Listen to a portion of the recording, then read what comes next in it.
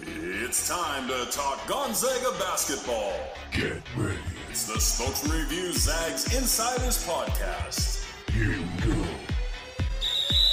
Here's Jim Meehan and Richard Fox.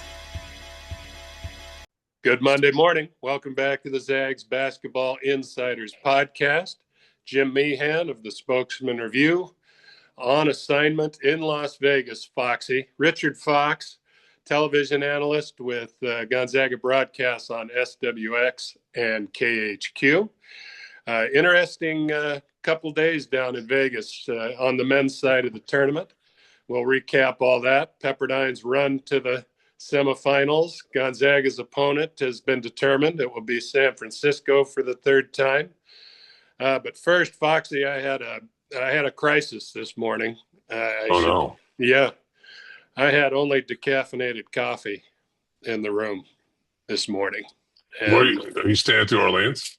No, staying at a Marriott. And so I may be on my C or D game here. I'm only halfway through my first cup of coffee. How many? You can commiserate with that, can't you? I've had two. As you know, we have a new puppy, and my wife's We out love of the town. puppy stories, Foxy. Let's go. My wife's out of town. She and her mother are at the Post Hotel in Leavenworth, and it is a fabulous place, a good place to relax. So, kind of a birthday present for her mom and herself. But anyhow, so they left yesterday. So I'm flying solo. I can do this. I can do hard things. The puppy's still figuring out how to sleep. So last night I said, forget it. I'm not going to try to crate this dog. I'm just going to give it a trazodone, which I did. And when she was sound asleep by 10:30 on the couch with my other dog, I just left. And I went to our bedroom and I went to sleep. So I thought, but the debate was, do I set my alarm for 6 in the morning because we just had the time change, or do I go 5:30? And I thought 5:30 would be smart because by then she's waking up. I don't want to deal with walking anything chewed up or. So I rolled the dice and I said 6, and I got up this morning right when she kind of started drinking some water. It worked out beautifully. But so I've had 2 cups of coffee today. We do this at 10 in the morning on Mondays. How many cups of coffee do you normally have? I'm a max of 3. But Before 10 o'clock or yeah, all day? That's it. Okay. I don't drink coffee after 10. I have somehow become a tea drinker, which has never happened to me in my life. I had a kind of a cold, going 3 months ago. And the only thing that really helped that was tea. And I'd have 1 cup at night, decaffeinated cup at night. And sometimes that would help. But yeah, I've got to have 2 or I'm a shell of myself with 1. And so you're only getting about 70% of me here this morning, Foxy. I'm working on it. Did you watch Ted Lasso? I did. That's how he feels about tea is how I feel about tea. I know. And it cracks me up because I looked at my wife and go, I don't think I ever drank a cup of tea till 4 months ago. Now I have one practically every day. I recommend the Orange Zinger. I'm very disappointed in you. Orange Zinger, Foxy. You'll change your mind in a hurry with that. So, well, let's get to it here. We've got Gonzaga is number 8 in the net rankings. Baylor moved up to 30.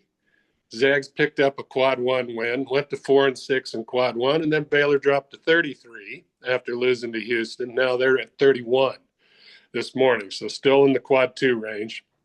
Just something to watch and see where they end up. I think with their strength of schedule, if they can pull off a win or 2 in the tournament, they should be able to crack that top 30. You've got the Gales, they're at number 19 in the latest net. And then last night, I don't think I looked this morning, but USF was 65 before beating Washington State. So just to give you a range of where these guys are in the net rankings on all the bracketology out there is going fast and furious, updating by the game, it feels like. And Jerry Palm, very respected bracketologist, longtime bracketologist for CBS Sports, has Gonzaga as a 9 seed, playing Creighton in the Ryan Nembhard Bowl. at in Raleigh, and the winner of that would play Duke most likely if they didn't have a big upset. Gales are an 8. They're playing New Mexico, also in Raleigh, which is weird, with the winner facing top seed Florida most likely. So other teams the Zags have run into: Kentucky's a 4, UConn's an 8, UCLA's an 8, San Diego State's an 11 in the first 4 against Baylor, who's an 11 in the first 4. Bucknell is in the field, I am assuming as a automatic qualifier in their tournament if they win it. And you've got West Virginia and Indiana hanging on at 10 seeds. So, and folks might be curious, Arizona and Tommy Lloyd are a 6 right now.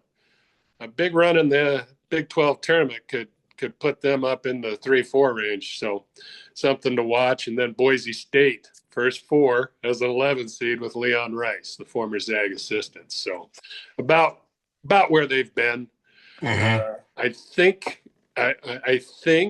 they're pretty safely removed from the bubble. They might not want to lose tonight against San Francisco to just inject some doubt and some sleepless night Saturday night, but I think that's all about the same. If they win this tournament, I've got their top end maybe being a 6 or 6-7 is my guess. For that to happen, I think they'd have to have some of those mid-range seeds take some losses early in their conference tournaments and drop. So we'll see. Hey, what do you think they can get to, Foxy? How high, if they want to? Yeah, I mean, I was going to say a 7, so we're right around the same level. I mean, from the metrics perspective, I mean, they look pretty good and certainly firmly in the tournament. But this is going to be, if you love college basketball, this is going to be an awesome week because you're going to see a lot of upsets and you're going to see just a lot of hard fought good basketball games, particularly as you get to the second half of the week. It's going to be really, really interesting. You think about the Big 12, SEC in particular, as dominant as the top end. The Big 10 as dominant as Houston's been. Michigan State, I think, won the Big 10 pretty comfortably. If memory serves me right, Auburn won the SEC. But if you look at just the depth of those conferences, is anyone?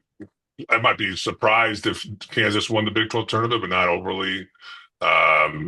Somebody else in the Big 10, SEC is just, I mean, I wouldn't want to see anybody in the top 4 of that league in that first weekend if I was Gonzaga, but this is going to be a lot of fun. It's a good, it's a good time of year. And between you and me, not that productive at the office, but certainly all my clients know how hard I'm working this week for them. It's already been an interesting week in some of these conference tournaments, including the WCC. Oh, wow. We'll get to that in just a second. I'm going to ask you how you guys kind of approached it back in the day when you were with the Zags.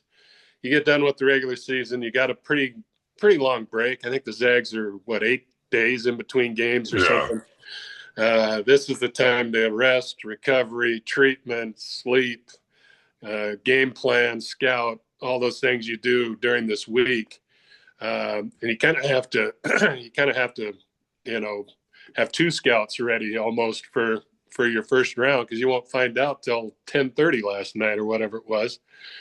How did you guys approach it? I think it might have been a little different because you guys came in earlier in the tournament. You didn't have buys into the semis, and how important can the week be? I mean, can you kind of get your body and mind in tune going into the tournament? Yeah, I think that's always priority number 1 is just getting your guys healthy. If you've got some bumps and bruises, getting guys off their feet. Certainly that's relevant for a guy like Ryan, although his load has been less over the course of the entirety of the season this year than it was last year. I mean, last year, regardless of who they played, he was playing 39 minutes a game. So I think it's first and foremost, let's get our body right. And then I think part of it too is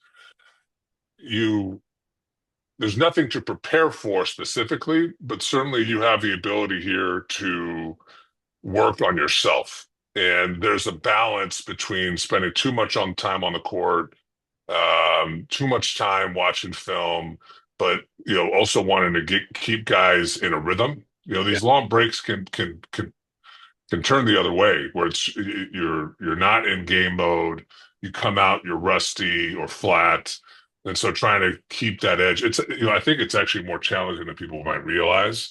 But obviously, this staff, Mark's got a ton of experience handling that, and I'm pretty confident that they're able to navigate that now year in and year out, despite the long break and the buy into the semifinal. But you've got a real opportunity to work on yourself, and I would imagine they've done that, particularly on the defensive end. They can watch a lot of film, understand what they want to do, Yeah. and you're certainly focused on the tournament. That's the next step. That's the next thing in front of you.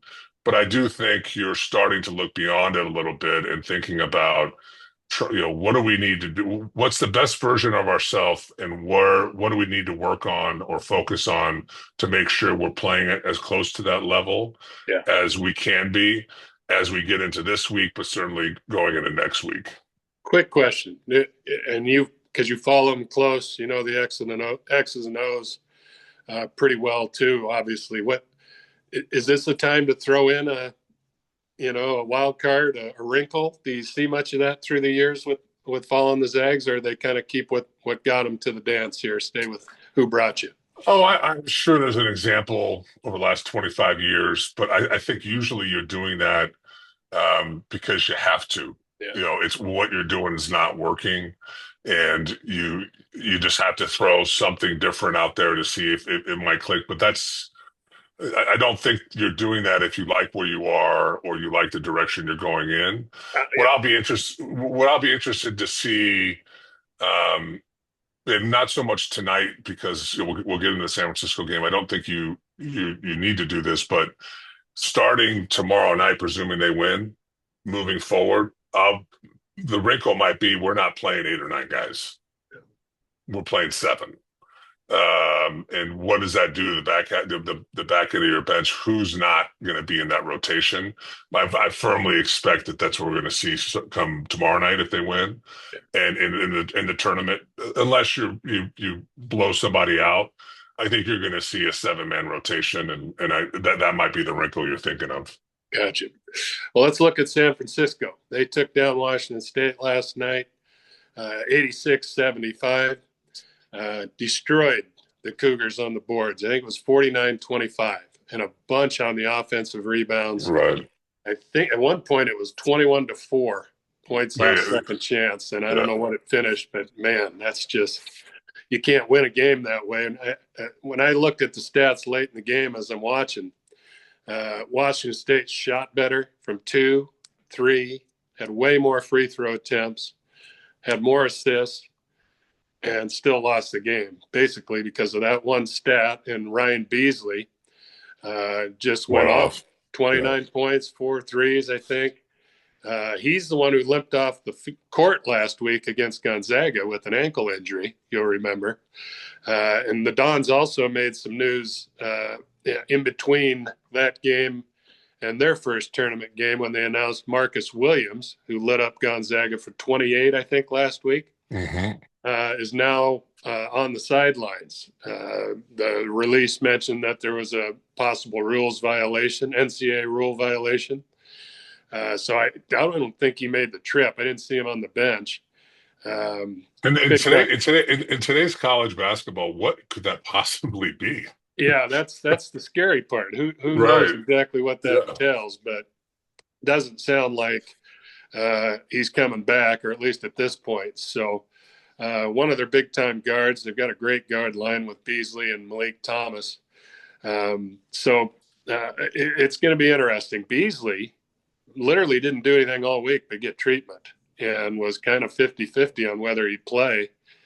Then he goes out there. He looked very active, jumping and moving around. He's got great speed with the ball, and he's hitting his threes. He took that game over in the second half. And so I gotta believe that was kind of a just showing his competitive side. But this morning when he wakes up, that ankle may not be may not feeling quite as great, but we'll see. Just a gutsy performance from him.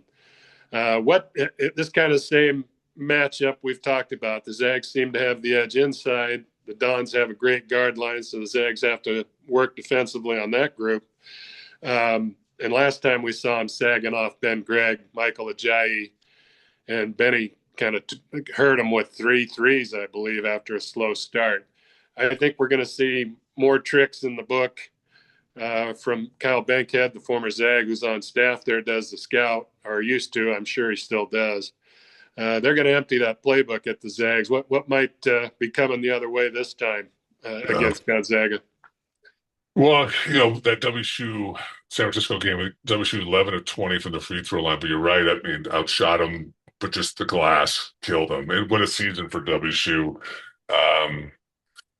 I would imagine just a lot of what ifs for that staff. Coward doesn't get hurt.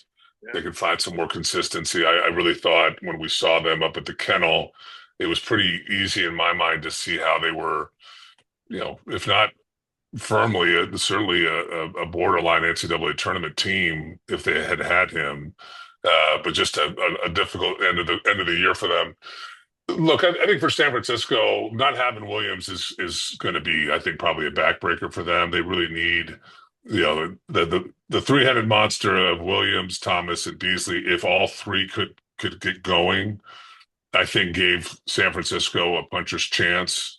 If all of them could not only get going but be efficient with the ball, both shooting it and distributing it. But not having Williams is going to make it awfully tough. I like Riley, their freshman.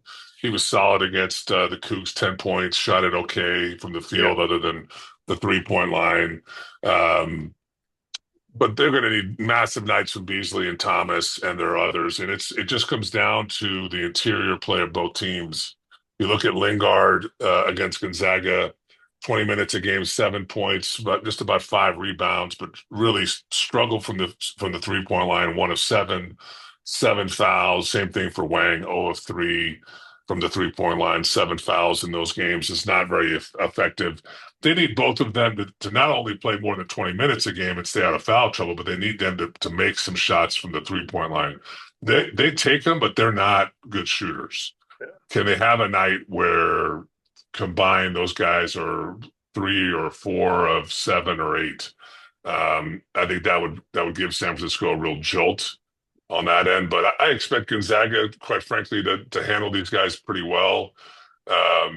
I just think from a matchup perspective, it's going to be difficult for San Francisco. They just don't have the horses inside. And yeah, I mean, I certainly understood the reasoning behind playing off of Ben. We talked about it early in the year. We saw that against UMass Lowell, and that was challenging for Gonzaga. I remember Mark talking about that after the game, just having not seen that before. And as a shooter, if even a good shooter, if you're completely leaving me alone, it can get in your head. Yeah.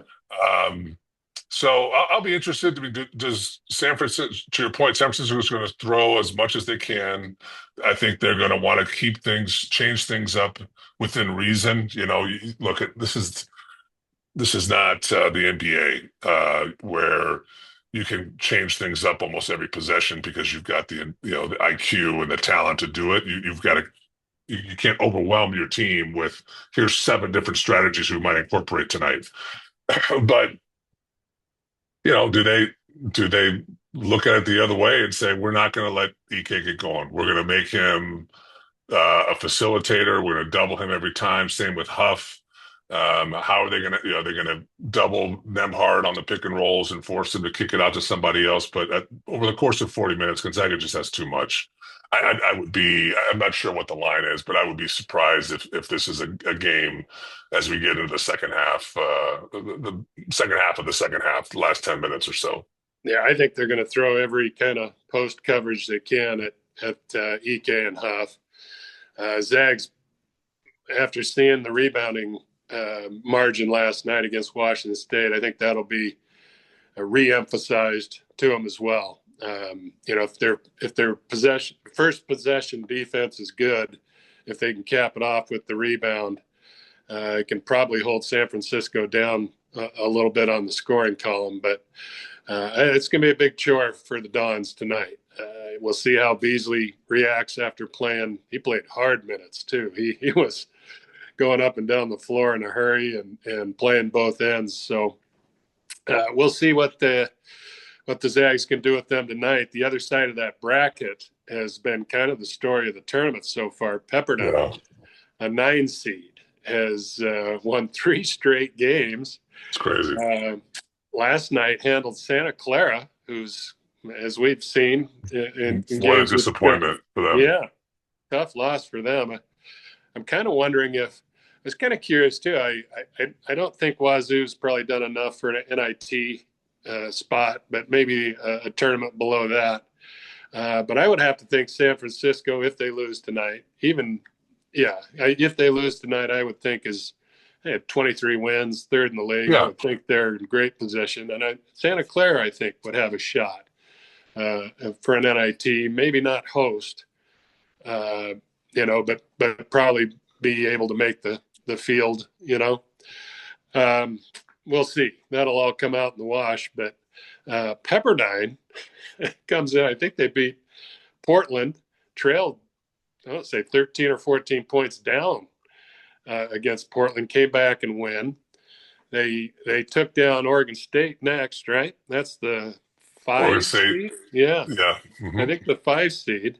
Then they beat the 4 seed Santa Clara last night. Very impressive how they did it too. They were trailing most of the half, caught up, kind of hung around, and Mo Odom, who the Zags had a lot of trouble with, the point guard, and Todorovic, the transfer from USF, who barely played there. He's about 6'9", 6'10", but he's got a lot of scoring ability. He scores it inside, outside, 3 balls. Those two have been on fire. They have earned a spot in the semis. I think the first 9 seeds since LMU and Anthony Ireland over a decade ago. That's a name, yeah. Yeah, made it through to the semis. Of course, the reward for that is playing the Gales, who have been resting and congratulations. Congratulations. Have the basketball equivalent of a root canal now. Yeah, now it's deal with the Gales defense and patient offense. But hey, credit to the Waves. After the first game, when the Zags had real trouble down in Malibu, the game we both were there, I think they won by 7. Closest win of the season still, I believe, for the Zags. I remember saying that new coach down there he's got them playing hard. And they did some adjustments that really paid off in the second half. Well, that has continued. But I don't know if you've been able to watch the games online or not, but the Waves making the semis is kind of one of the real surprises of all the early tournaments so far. And do you give them any chance facing the top-seeded Gales? They lost 8 of 9 to close out the regular season. 8 of 9. I think you're right. I think that staff, look, what they are is they're more organized than they have been over the last few years on both ends of the floor. I think they generally play harder defensively. But this is the fun part of March. You know what I mean? This is what, at the end of the day, I just hope they don't mess this thing up, man.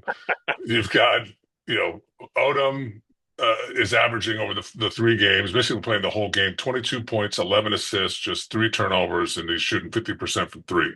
It's a guy who's career 3-point shooter of 30% or so. And then Todorovic, 24 points per game, shooting 46% from the field, solid 38% from 3, not turning it over, under 2 turnovers a game. It shows you the power of just playing, kind of getting hot. And I spent way too much time this morning kind of looking at all their stuff just because I just love these types of runs. I mean, during WCC play, Pepperdine averaged 72 points per game and teams were averaging 82. In these 3 games, Pepperdine's averaging 80 and opponents are averaging 74.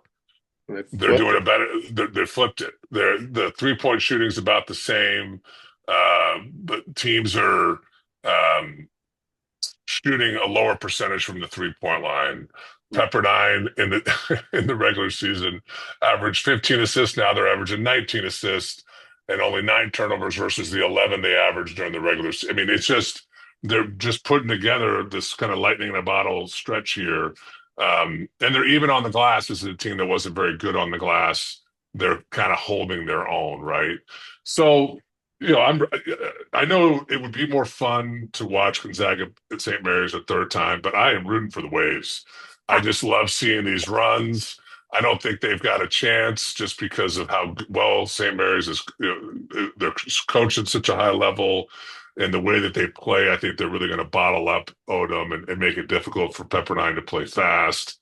Um, but look, if Todorovic and the others can make shots from the perimeter, um, Koulibaly's a nice big. If he can stay out of foul trouble, I mean, he does a good job deterring people at the rim defensively. But I think the ride's probably over for the Waves, but it's been awesome. I love seeing this type of thing, and it just shows you. You can't look ahead. I don't care who you're playing. And I would imagine Santa Clara is, Sendic doesn't have any hair to pull out, but I would imagine if he did, he would have pulled some out. I mean, that's just such a missed opportunity for those guys. I really thought they had a chance. You thought Oregon State had a chance. I I did thought too. Santa Clara had a chance, and here you are. They're losing. Both teams lose to a team that finished the year at 8 of 9, or losing 8 of 9. You just don't know, and that I think highlights, despite not having Williams. I mean, San Francisco, there's a formula for them to pull off an upset if you don't come out Yeah. and throw the first punch if you're Gonzaga. I know that's a cliche, but is Gonzaga aggressive immediately, or is this one of those things where they let San Francisco get comfortable, make a few shots early? So we'll see. Well, that's the the things you see in March. See a team Hmm. get hot, and it almost helps them playing back to back because they just keep that momentum rolling. And you got Odom, you got Todorovic, just going crazy out there. I think they have a puncher's chance to do it for 40 minutes. Fourth game in 4 days, I believe. That's a big ask, and Yeah. especially against a team like St. Mary's that's just kind of wears on you as the game goes on. They're like the NFL team that, with the great running game, they just kind of beat you down over time. So we'll see what the Waves can pull off. Let's Well, talk. and they only played six guys too. I mean, Oliveira, the freshman who went off against Gonzaga, played 8 minutes, Yeah, but basically six guys against the Broncos. yeah, I think that's a really good point about just getting tired. yeah. Well, to use a term they throw around here a lot, they're playing with house money a little bit, Yeah, there you go. and that is, I would not dismiss that when nobody thinks you can win. Yeah. Everybody's like, now they're playing the top seed. If you're playing free and loose out there, that can be a little dangerous. But we'll see if their legs can hold up for one more night. Let's make some tournament predictions here, Foxy. What do you see Gonzaga USF? What do you see USF or Pepperdine and St. Mary's? And then what do you see Tuesday night in the title game? I see the Zags and the Gales advancing. Yeah, And I think it's really difficult to beat a team 3 times. Um, I think Gonzaga finds a way to win that neutral court environment. with 5,000 Zag fans, Yeah. maybe Fair six. enough. Fair enough. Neutral rims and backboard. Yeah, I just think I just have a feeling. I don't have any data or some insight, but I was really impressed with how they handled the road trip last week, and I just have a lot of faith in Nemhard and EK, guys like Greg, and I just have a lot of faith in Mark Few, and I think that he has over the last decade consistently had his teams playing their best this time of year. Yeah, And if this group is what they appear to be, which is I think a group with a lot of pride and a lot of ability, I would think if they get a third whack at the Gales, they will be very motivated. And exceptional opportunity to get that win, get the win you can hang your hat on right before the tournament starts. Yeah. So that's, I honestly, I'm not sure. Certainly, we'll get a feel for how both teams play tonight, but I don't know, man. I just have this feeling that Gonzaga's poised to put a number up for a couple nights. I just think they're due. I'll be very interested to see what the rotation looks like tomorrow, Jim. Um, it's winning time now, right? I mean, that's certainly, I think they're in regardless of what happens tomorrow night and tonight, quite frankly. But um, you you you start turning the page, I think now. Like this, it's time. This is who we're going to go with. This is who we've got the most confidence in, and I don't have a feel. If they go that route, I just to reiterate, I don't see Mark playing 9 guys in the first round of the NCAA tournament. I don't see him doing that tomorrow night. Mm. So what I don't know is who's out and who's in. Yeah. It's a fascinating question, right? Is it? I think Huff's in. He just scores it, but maybe not. Maybe it's Michael. He's better defensively, more active. Maybe Graham's minutes are now 30 minutes a night, and we don't. And Huff's just his role isn't there. Is it? I got to think it's Emmanuel. He's been great down the stretch here. Or does Dusty get hot from three? These are just I just don't know, and I think that you're going to see that it's going to really tighten up. Yeah, I think those are kind of the questions that are going to get answered, tonight. And even last week, you saw, guys kind of rising and falling within the rotation, and that'll happen again tonight. We'll see how it comes out. I would agree. I think while the Dons played great last night, were just fiercely competitive and battled and did all the things they needed to win. I just, unless they can really do some, limiting of Gonzaga's bigs, which they did to a degree last week in that game with their tactics. I just don't know if they have enough firepower to score enough, especially if Gonzaga isn't giving up the offensive rebounds the way Washington State did last night. So I've got the Zags winning that. I think it's going to be a little closer than people are kind of thinking, just because I know that San Francisco is absolutely dying to beat the Zags. They've lost 32 in a row. Chris Gerlofson, the head coach there, hasn't beaten the Zags. He mentioned that in the post game last night. The only team they haven't beat is GU. I think he might be 0-8, something like that. Sounds right.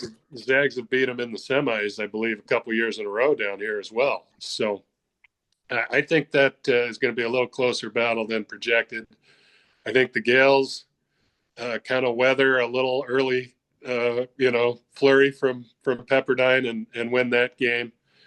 And then the title game, I'm not quite as sold as you on Gonzaga beating St. Mary's the third time around.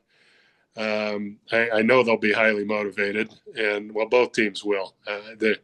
But I think the one thing that's probably sticking in Gonzaga in the back of their mind is all we're hearing now is St. Mary's is the team in this conference. This 4 out of 5 they've beaten GU. There's 2 regular season titles in a row. The WCC tournament title last year.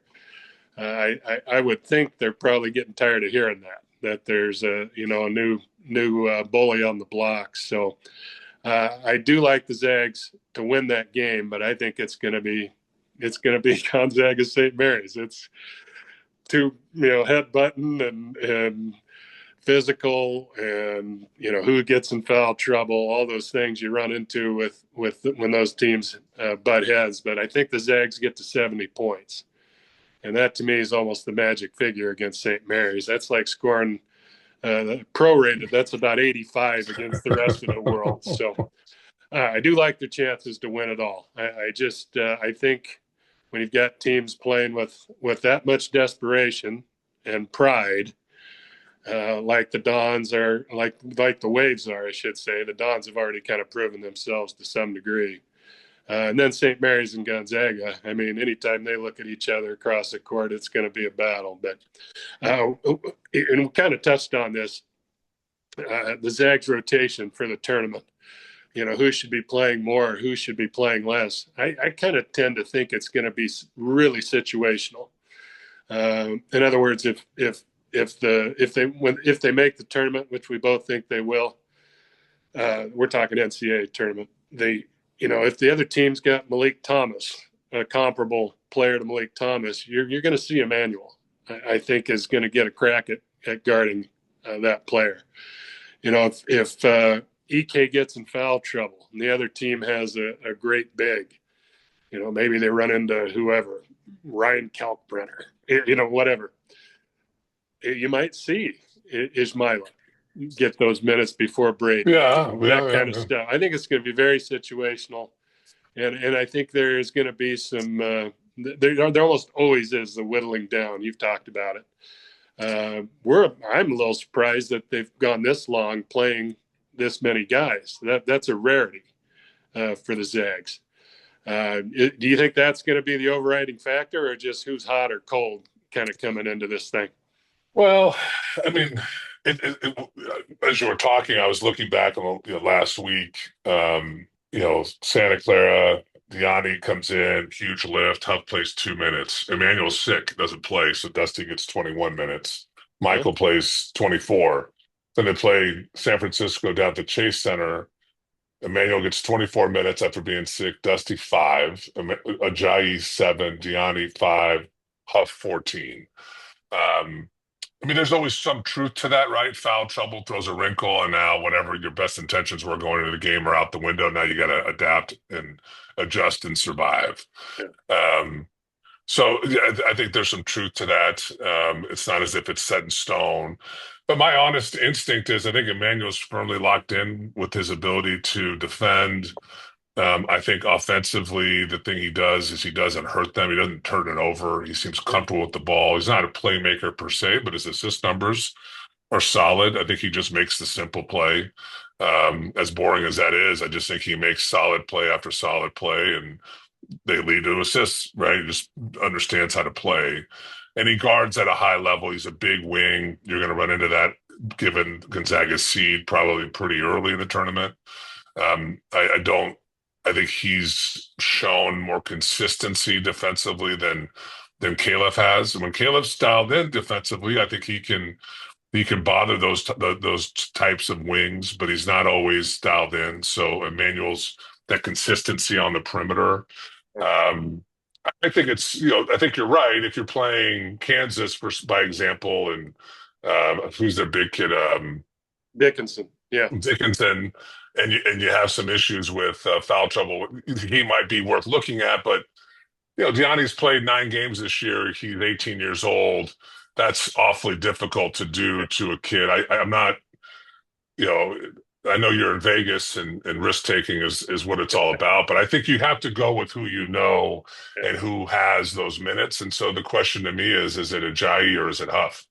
And they offer you such distinctly different things, right? Michael down the stretch here has been more consistent scoring the ball, not certainly at the level he scored at Pepperdine, but his field goal percentage has improved. He seems more comfortable there. He's more active defensively, more versatile defensively than Braden is. I think he's a better rebounder, but he's small. He's 6'6", 6'7", and I still think he can make mistakes on both ends that can really hurt you. Versus Braden, I think, has a better feel. He's obviously a prolific scorer, and he's bigger, much bigger. But Braden's not a good rebounder, and defensively, he can get taken advantage of. I think that's a tough one. That might be matchup dependent. Yeah, it might be, look, exactly. This is our 7th guy is either Michael or Braden. We might give both a quick look in the first half, but based on the matchup, we think one or the other is going to be more effective tonight. Yeah. I don't think you give, as big a fan as I am of Dusty, down the stretch, it's been difficult. It's winning time now. We can't afford to see if you have it tonight. I think we just have to, tighten things up. So, yeah, I think you've got your top 6 with Emmanuel off the bench, and then it's a question maybe of matchups to your point about Huff and Ajayi. Yeah. No, I think you hit it right on the head, as you usually do. Last one, Foxy. We'll get out on this. This is a question only you can answer. Okay. Zags have 3 left-handed bigs, EK, Diane, and Braden Huff. That's got to be as rare as it gets. I can't remember, other than Sam Dower, lefty. Yeah. There just haven't been that many come through Gonzaga to have three of them at the same time. And I always equate this to volleyball when you're playing a left-handed hitter versus a right-handed hitter, that kind of thing. I know that's not your world, but my three girls played college volleyball, so that's this is the correlation for me. Is it hard to guard? How do you? Does it take long to adjust to guarding a lefty as opposed to a righty, and the guy's over his left shoulder or his right shoulder on the jump hooks? Did you ever have to tangle with lefties inside, and just how peculiar is it to have three of them? Getting a collection here. Well, as you remember, Jim, I mean, I shut everybody down. I was a super high level defender. You were ambidextrous defender. Nobody could score on me. It's actually quite difficult. It's different. Yeah. You're so, if you're playing a post player who's got the ability to score on the low block and they're right-handed, traditionally it's right-hand jump hook over the left shoulder, up and under, typically going over, starting going over the left, or they've got some sort of fade away or face up where they're turning over their right.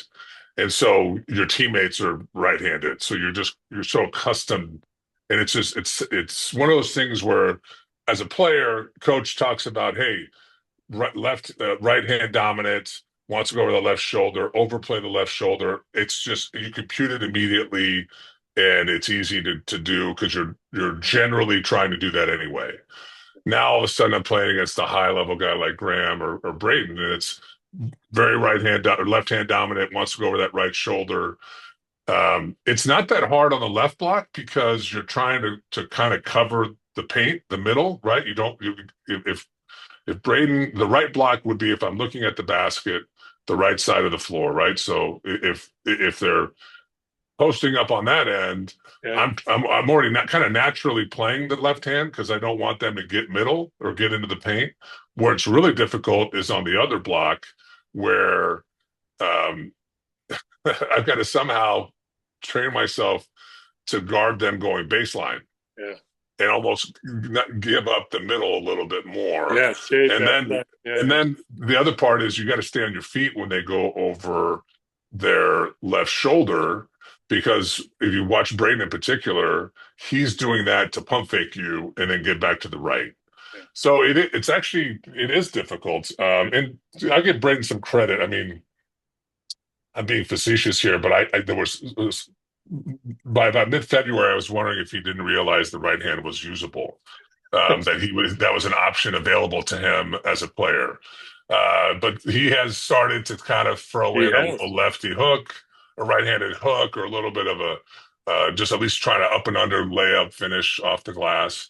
If Braden can ever get that right hand 50% as effective as his left, and he gets to play the 28, 30 minutes a game that his talent would probably, his offensive talent would probably warrant, he will average over 20 points a game here. Oh, he will fill it up. Yeah. But he has to get the right hand going a little bit. But we're starting to see that a little come around some. But yeah, it was hard. And even in game, it's difficult. Yeah, the difference is more prominent than you would think.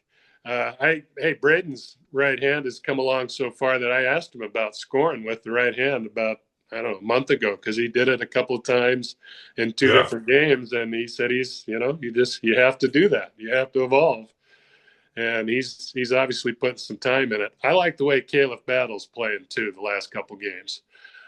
Both ends of the court making a difference. I think you could see him having a big postseason as well. Well, that's going to do it from Vegas and from Spokane. Listen, we've gotten a lot of text messages. I got a great email today from a gentleman I used to work with. It's a great guy. Said he ran into you at a supermarket. He is big, is the quote in the letter, the email that he sent me. And you guys talked. He told you how much he loves the pod and that. So, I remember this. Yeah. Yeah. So I get stopped in the airport coming down. people talking about it. Very complimentary. Get talked to at games, fans, not home games, even in the Bay last week. It's like very heartfelt thanks for that. We hear Well, all that and very much appreciate it. we love doing it. Yeah, we do love doing it. I think that comes through, and I to hear that feedback has been very cool. So thanks to all of you for listening every week. It's the best week of the year, followed by the next best week of the year, and the next best week of the year. We'll be back Monday. We got a lot to talk about next week, brother. I think so, and we'll we don't have the 100% guarantee the Zags are in. If they win the next two nights, we do. But it sure does feel like that's coming. So we'll have another March Madness to talk about. We'll have this tournament to talk about. So the topics will be we'll have a full outline next week. We'll be ready to go. So anyway, enjoy the tournament. Thanks for joining us. We'll see you next Monday.